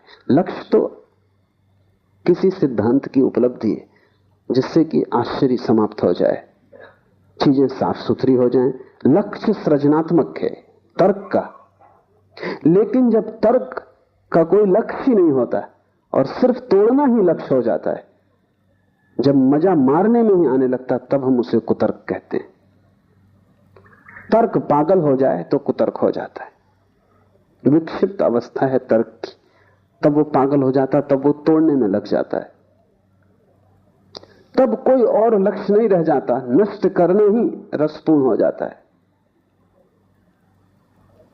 वितर्क तर्क की अंतर यात्रा है। तुम यहां तक आए हो घर से चल के, तो नजर, तुम्हारी दृष्टि, तुम्हारी दिशा इस तरफ रही, मेरी तरफ रही। पीठ घर की तरफ हो गई थी। यहां से जब तुम लौटोगे घर की तरफ, रास्ता वही होगा। रास्ते में क्या फर्क पड़ना है, रास्ता वही होगा, सिर्फ दिशा बदल जाएगी। पीठ मेरी तरफ होगी, मुंह घर की तरफ होगा। तर्क और वितर्क में रास्ता तो वही है, इसलिए उसको वितर्क कहते हैं। विशेष तर्क, रास्ता तो वही है लेकिन दिशा बदल गई। पहले तर्क दूसरे की तरफ जा रहा था, पदार्थ की तरफ, अब अपनी तरफ आ रहा है, घर की तरफ। और दिशा बदलने से सारा का सारा गुणधर्म बदल जाता है। दूसरे की तरफ जाता था तो तोड़ के ही जाना जा सकता था, क्योंकि दूसरे में प्रवेश करना हो तो तोड़ के ही प्रवेश हो सकता है, और कोई उपाय नहीं। अगर तुम मेडिकल कॉलेज में जाओ तो वहां तुम विद्यार्थियों को काटते हुए पाओगे, मेंढक को काट रहे हैं, क्योंकि उसके भीतर जानना है, और तो कोई उपाय भी नहीं। मेंढक को काट के ही भीतर जाना जा सकता है, लेकिन खुद के भीतर जानना हो तो काटने का तो कोई भी जरूरत नहीं, क्योंकि तुम भीतर मौजूद ही हो। दूसरे को जानना हो तो तोड़ के जानना पड़ेगा, मार के जानना पड़ेगा, क्योंकि उसके भीतर प्रवेश का और कोई रास्ता नहीं। स्वयं को जानना हो तो तोड़ने और मारने का कोई सवाल नहीं, वहां तो तुम मौजूद ही हो। स्वयं को जानना हो तो सिर्फ आंख बंद कर लेनी काफी है। आंख बंद करने का नाम ध्यान है। बाहर से ध्यान हट जाए, भीतर चलने लगे तो तर्क वितर्क हो जाता है। वितर्क का ही दूसरा नाम विवेक है, होश, अवेयरनेस। और ये विवेक या वितर्क संश्लेषण की प्रक्रिया है। जैसे जैसे तुम भीतर आते हो वैसे वैसे तुम इकट्ठे होते जाते हो। ऐसा समझो कि एक वर्तुल है, बड़ी उसकी परिधि है, वर्तुल के मध्य में उसका केंद्र है। अगर तुम परिधि पर दो बिंदु बनाओ तो दूर होंगे, फिर दोनों बिंदुओं से तुम दो रेखाएं खींचना शुरू करो केंद्र की तरफ, तो जैसे जैसे दोनों रेखाएं केंद्र के करीब आएंगी वैसे वैसे पास आने लगेंगी, और पास और पास। और जब केंद्र पर दोनों आ जाएंगी तो एक ही रेखा रह जाएगी, दो नहीं, केंद्र पर मिल जाएंगी। अगर इन्हीं दो रेखाओं को तुम परिधि के बाहर फैलाते चले जाओ तो ये दूर होती जाएंगी, और दूर और दूर और दूर, अनंत आकाश में इनकी अनंत दूरी हो जाएगी। तुम्हारे भीतर से जब तुम बाहर की तरफ जाते हो तो चीजें एक दूसरे से दूर होती जाती, फासला बढ़ता जाता है। इसलिए हजार तरह के विज्ञान पैदा हो गए, होंगे ही, क्योंकि फासला बड़ा होता जाता है। रोज नए विज्ञान पैदा हो रहे हैं, क्योंकि जैसे जैसे हम आगे बढ़ते हैं और फासला हो जाता है। वैज्ञानिक बहुत परेशान है, क्योंकि वे कहते हैं एक विज्ञान की भाषा दूसरे की समझ में नहीं आती। और अब ऐसा एक भी आदमी पृथ्वी पर नहीं जो सभी विज्ञान को समझता हो, जो सभी के बीच कोई संश्लेषण कर ले। ऐसा तो बहुत कठिन हो गया मामला, एक ही विज्ञान को जानना असंभव जैसा है। तो दुनिया में ज्ञान बहुत है लेकिन संश्लेषण बिल्कुल खो गया। और धर्म एक है, उनके नाम कितने ही अलग हों, क्योंकि जैसे ही कोई व्यक्ति भीतर की तरफ आता है फासला कम होने लगता है, केंद्र पर सब चीजें जुड़ जाती। केंद्र परम संश्लेषण, अल्टीमेट सिंथेसिस है। वितर्क अर्थात विवेक से आत्मज्ञान होता है। तोड़ो मत, बाहर मत जाओ, दूसरे पर ध्यान मत रखो, भीतर ध्यान लाओ, जोड़ो, धीरे धीरे सरकते आओ केंद्र की तरफ। उस जगह पहुंच जाओ जहां तुम्हारे प्राणों का मध्य बिंदु है। वहां ठहर जाओ, वहां ऊर्जा उत्पन्न होगी। वो जो हम प्रकाश देखते हैं बुद्ध और महावीर में, वो जो हम आनंद देखते हैं कृष्ण में, मीरा में, चैतन्य में, वो किस बात का आनंद है? वो रोशनी किस बात की खबर है? वे उस जगह पहुंच गए जहां अनंत ऊर्जा का स्रोत है।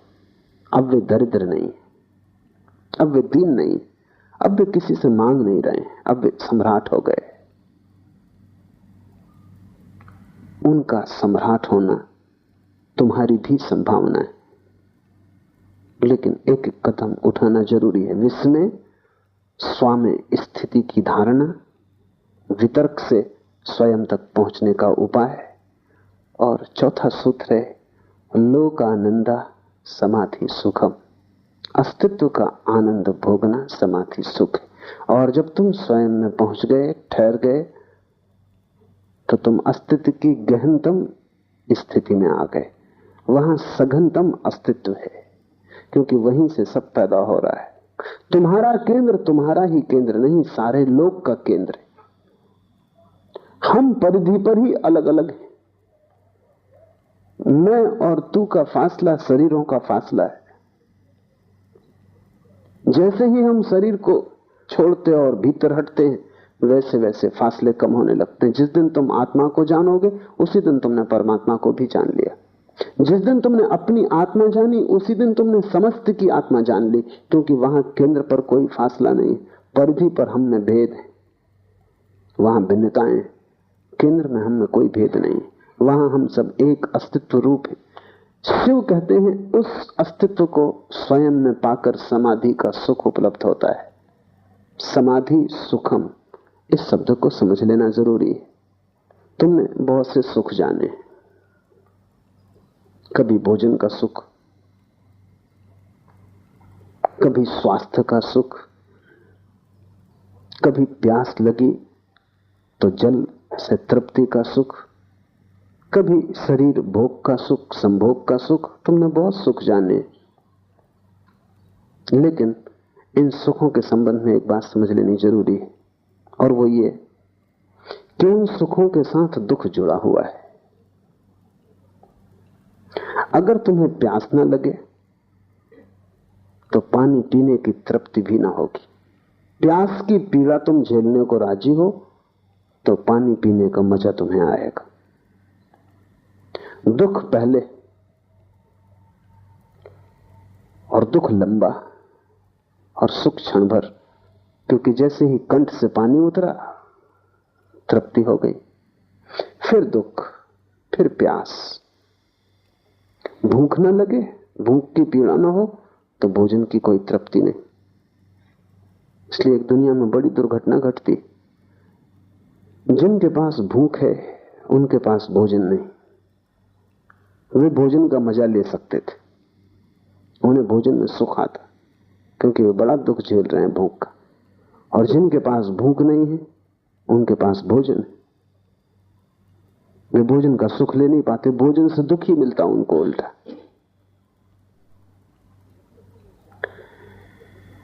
जब तक तुम्हें प्यास लगती है तभी तक तुम्हें पानी की तृप्ति है, लेकिन तुम ऐसा जीवन जी सकते हो जिसमें प्यास ना लगे।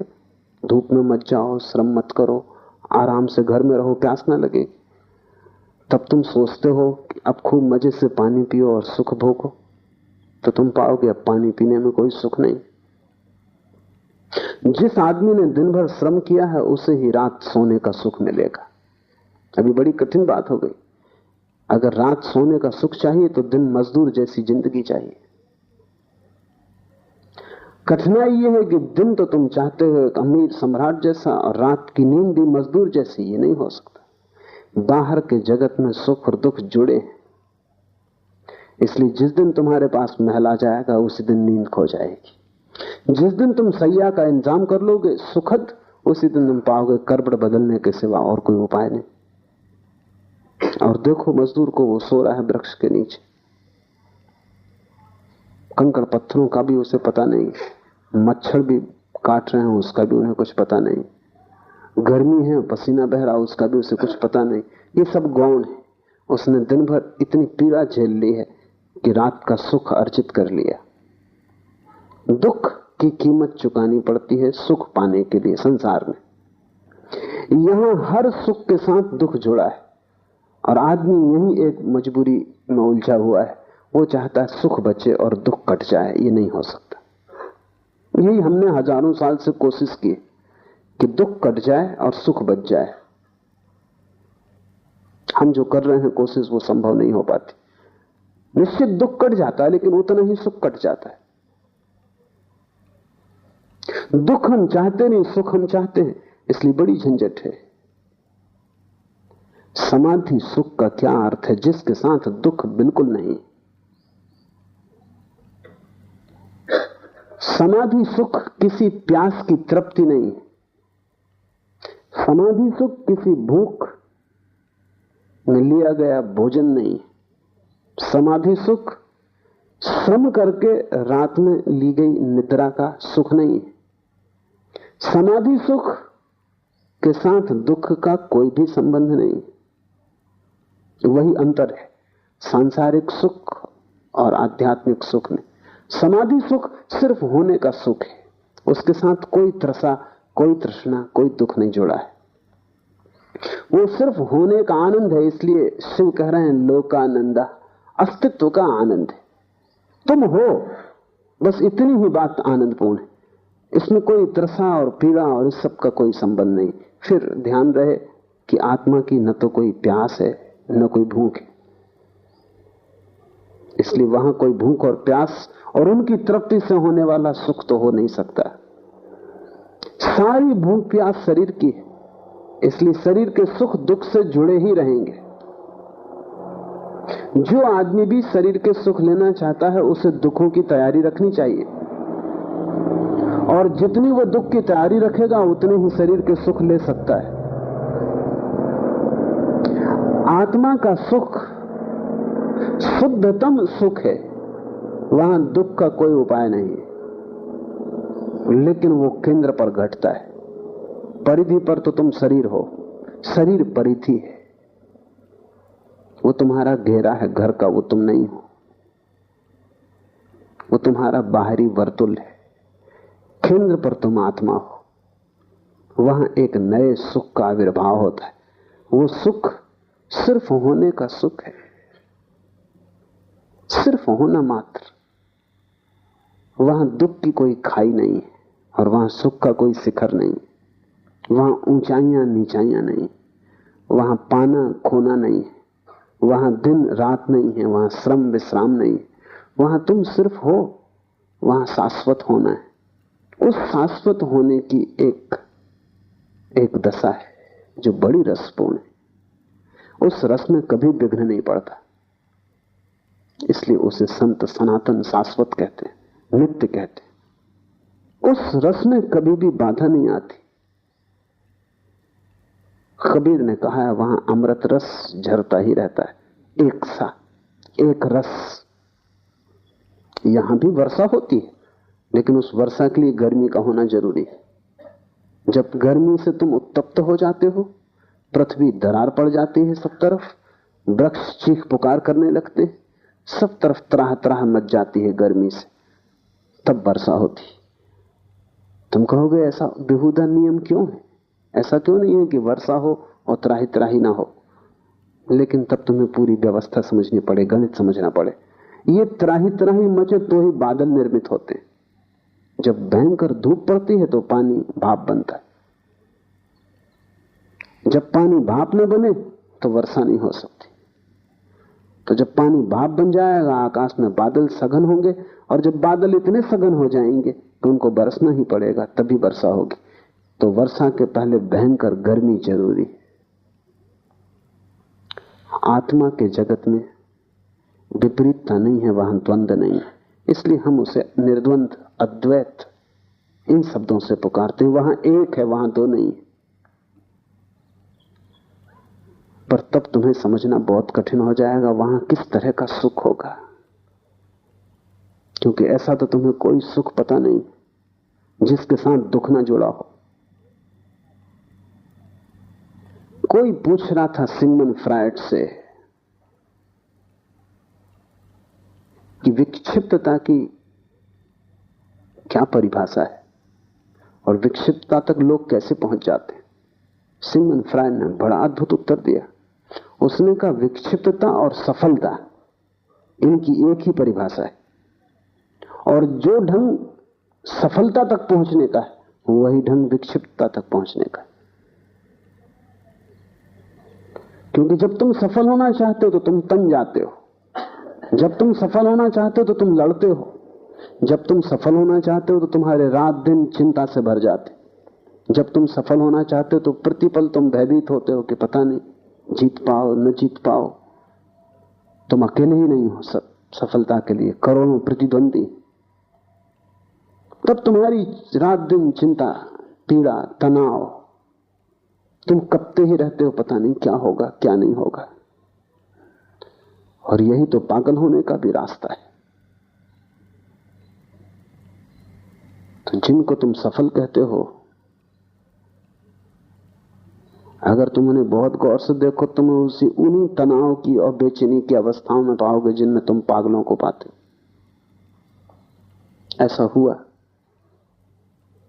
कि जब रूस में खुर्शीव प्रधानमंत्री था तो एक पागलखाना देखने गया। कुछ जरूरी बात उसे याद आ गई तो उसने अपने सेक्रेटरी को फोन करना चाहा, लेकिन बड़ी मुश्किल थी। वो लड़की जो ऑपरेटर होगी बीच में, उनको ध्यान ही नहीं दे रही थी। ध्यान न देने का कारण भी था जो पीछे साफ हुआ। खुर्शीव ने बार बार उससे कहा कि शीघ्र नंबर दो, उस लड़की कोई फिक्र ही नहीं की। तो खुर्शीव ने कहा, लड़की तू समझती मैं कौन हूं?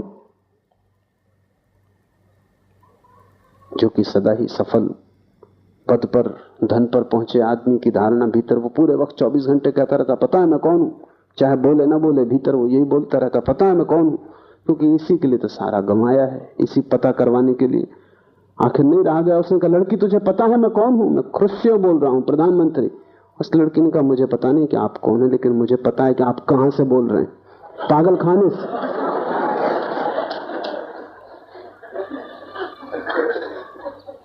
लेकिन सभी प्रधानमंत्री वहीं से बोल रहे हैं, और कोई जगह है भी नहीं जहां से वो बोले। खुर्शीद एक बार लंदन आया, किसी ने उसे बहुमूल्य कपड़ा भेंट किया था। कपड़ा इतना कीमती था कि वो चाहता था दुनिया का श्रेष्ठ से श्रेष्ठ दर्जी उसे बनाए। मास्को में भी उसने पूछवाया, जो अच्छे से अच्छा दर्जी था। वो चाहता था एक कोट भी बन जाए, एक बंडी भी बन जाए, एक पैंट भी बन जाए। तो उस दर्जी ने कहा कि मुश्किल, 3 चीजें मुश्किल, 2 कोई भी बन सकती। कपड़ा इतना कीमती था कि वो चाहता था पूरा सूट ही बने। तो लंदन ले आया। लंदन के दर्जी ने उसको देखा तो उसने कहा कि ठीक है, एक पैंट, एक कोट, एक बंडी तो बन ही सकती, कुछ कपड़ा भी बचेगा, आपके बच्चे के लिए भी बन सकता है। तो खुर्शीद बहुत हैरान हुआ। उसने कहा क्या?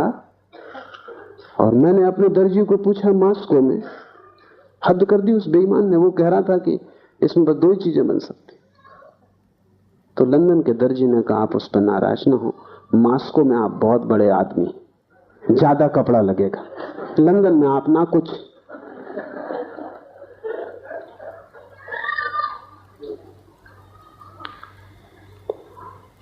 आदमी पूरे जीवन जिन जिन सुखों की खोज में, सफलताओं की, महत्वाकांक्षाओं की खोज में होता है, उनके साथ साथ उतने दुख झेलने की तैयारी में से गुजरना पड़ता है, और वो दुख तोड़ जाते हैं। इसके पहले कि तुम सफल हो, तुम करीब करीब असफल हो जाते हो। संसार में सफल कोई होता ही नहीं, क्योंकि यहां सफलता की कीमत में इतनी गहरी विक्षिप्तता झेलनी पड़ती है, इतना पागलपन झेलना पड़ता है। जब तक सफलता हाथ में आती है, हाथ में आने योग्य नहीं रह जाती।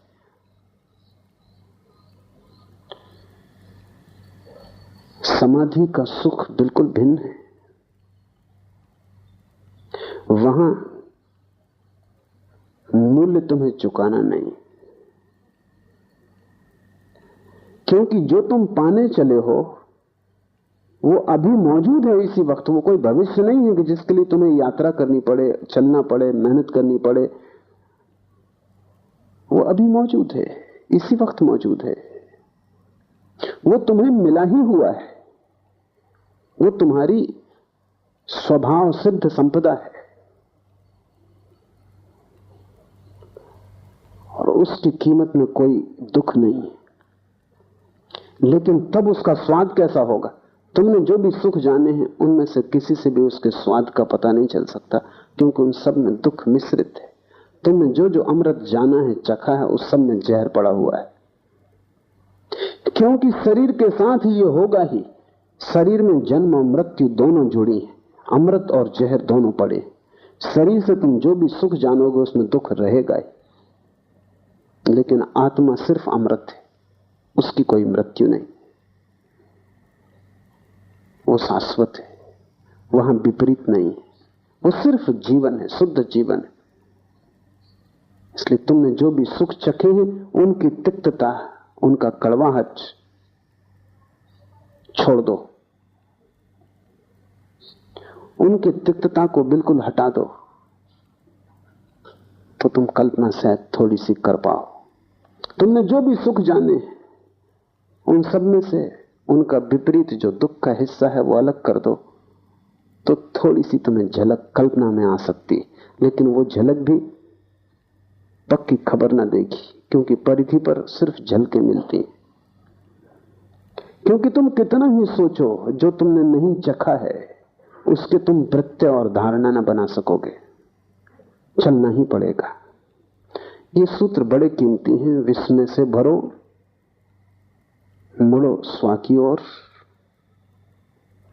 स्वयं में ठहरो ताकि महा ऊर्जा तुम्हें उपलब्ध हो जाए, जीवन तुम्हारा हो परम जीवन।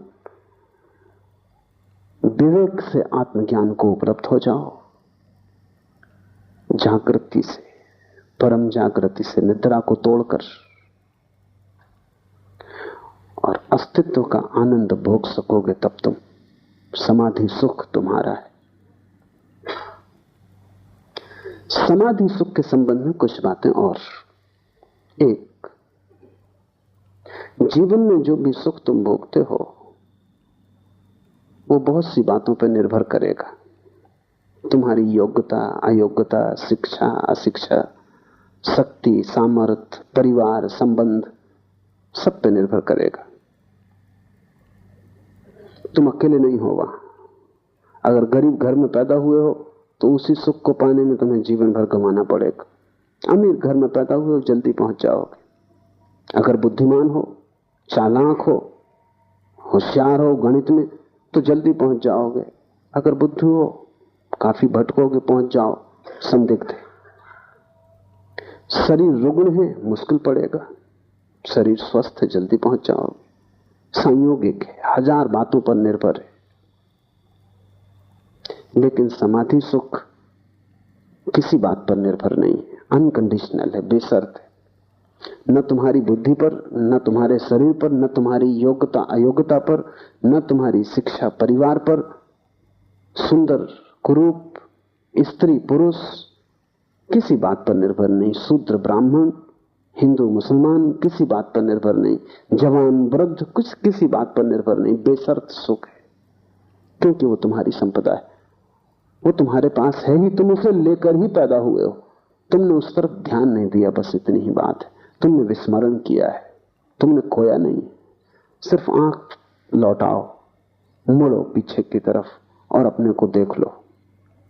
तो ऐसा कुछ नहीं कि बुद्धिमान ज्यादा समाधि सुख पा लेंगे, बुद्धू वंचित रह जाएंगे, ऐसा कुछ भी नहीं। वे पढ़े लिखे भी वहां पहुंच जाते हैं, कबीर भी वहां पहुंच जाता है, निपट गंवार बुद्ध भी वहां पहुंचते हैं। और जब दोनों पहुंच जाते हैं तो जरा भी फर्क नहीं है। समाधि सुख जीवन का स्वरूप है। तुम्हारी बाहरी परिधि काली है या गोरी, स्वस्थ या सुंदर, रुग्ण, गैर रुग्ण, तुम्हारी बुद्धि में बहुत से शब्द भरे हैं कि थोड़े, शास्त्र तुमने ज्यादा जाने की कम, इस सब से कोई भी संबंध नहीं। तुम्हारा होना पर्याप्त है, तुम हो इतना काफी है। इसलिए समस्त ध्यान शुद्ध होने की खोज है।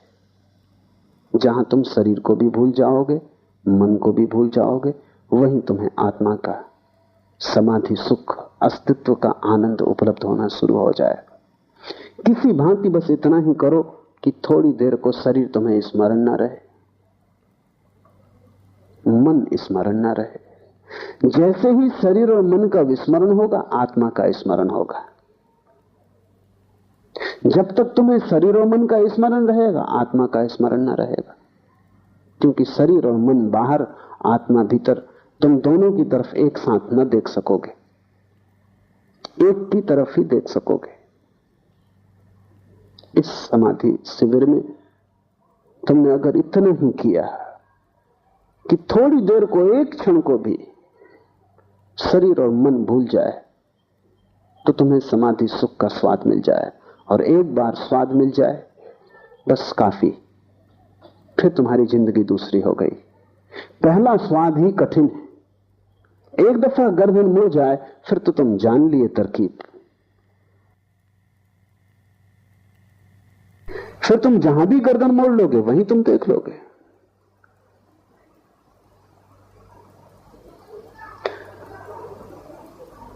पहली गर्दन का मोड़ना ही सारा श्रम लेता है। एक बार कुंजी हाथ में आ गई, फिर तुम मालिक हो। फिर जब चाहा तब तुम मजे से संसार में घूमो। तुम्हारे समाधि सुख को कोई छीन ना सकेगा। तुम दुकान पर बैठो, तुम समाधि सुख में रहोगे। तुम बाजार में रहो, तुम समाधि सुख में रहोगे। एक बात घटना शुरू होगी कि जो तुम्हारी बाहर सुखों की बड़ी दौड़ है, वो अपने आप छीन होती जाएगी। क्योंकि जब महान सुख हाथ में आ जाए, तो क्षुद्र सुखों की चिंता कौन करता है? जब हीरे जवाहरात हाथ में आ जाएं, तो कंकड़ पत्थर आदमी अपने आप फेंक देता है, उन्हें फिर त्यागना नहीं पड़ता। इसलिए मैं निरंतर कहता हूं, ज्ञानी कभी कुछ त्यागता नहीं। जो व्यर्थ है वो छूट जाता है। अज्ञानी त्यागते, क्योंकि त्याग उन्हें कष्टपूर्ण है, उन्हें सार्थक का तो कोई पता नहीं, और व्यर्थ को छोड़ने की कोशिश करते। मन पकड़ता है, क्योंकि मन कहता है यदि इसको छोड़ दे रहा है जो हाथ में, और जो हाथ में नहीं है उसका क्या भरोसा, वह है भी या नहीं ये भी संदिग्ध है। तो मैं तुमसे कुछ भी त्यागने को नहीं कहता, मैं तुमसे सिर्फ उसका स्वाद लेने को कहता हूं। वो स्वाद तुम्हारे जीवन में महात्याग हो जाएगा। उस स्वाद के बाद तुम्हें दिखाई खुद ही पड़ जाएगा क्या व्यर्थ है, और जो व्यर्थ है उसे कोई भी नहीं पकड़ता, उसे तो लोग अपने आप ही छोड़ने लगते हैं। सुना है मैंने, बंगाल में एक संत हुए युक्तेश्वर गिरी, एक धनी समृद्ध व्यक्ति उनके पास आया और कहने लगा आप महात्यागी हैं। गिरी खिलखिला के हंसने लगे और उन्होंने अपने शिष्यों से कहा कि देखो ये खुद आदमी महात्यागी है और मुझको महात्यागी कहता, तू मुझको मत फंसा। वो आदमी चौंका, उसने तो प्रशंसा में कहा था। शिष्य भी चौंके क्योंकि गिरी त्यागी थे, इसमें कोई संदेह ही ना था। शिष्यों ने कहा हम समझे नहीं, वो आदमी ठीक ही कहता है। गिरी ने कहा ऐसे समझो कि हीरा पड़ा है और पत्थर पड़ा है, ये आदमी पत्थर पकड़े मैं हीरा पकड़े और ये मुझको त्यागी कहता। कौन त्यागी है? महावीर त्यागी है कि तुम? बुद्ध त्यागी है कि तुम? तुम ही त्यागी हो, क्योंकि कचरे को पकड़े हो, समाधि सुख को छोड़ रहे हो और व्यर्थ क्षुद्र परिधि पर घटने वाली दुख मिश्रित घटनाएं, जहां कुछ भी शुद्ध नहीं है, जहां सभी अशुद्ध है, जहां सभी बासा है, उच्छिष्ट है, उसे तुम पकड़े बैठे हो। संसारी महात्यागी है, लेकिन संसारी सन्यासियों को त्यागी समझते, उनको लगते हैं सन्यासी त्यागी। सच में तो वो दया करते हैं कि बेचारे सब छूट गए, सब छोड़ दिया, कुछ भोगा नहीं। सम्मान भी करते हैं, भीतर गहरे मन में दया भी करते हैं कि ना समझ, बिना भोगे सब छोड़ दिया। कुछ तो भोग लेते, उन्हें पता ही नहीं कि वो किससे कह रहे हैं। सन्यासी को महाभोग उपलब्ध हुआ है,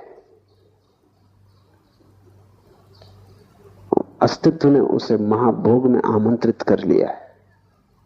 तुमसे मैं छोड़ने को नहीं कहता, तुमसे मैं जानने को कहता हूं, स्वाद लेने को कहता हूं। वही स्वाद तुम्हारे जीवन में धीरे धीरे जो व्यर्थ है उसका कटना हो जाएगा। व्यर्थ छूट ही जाता है, उसे छोड़ना नहीं पड़ता है। आज इतना ही।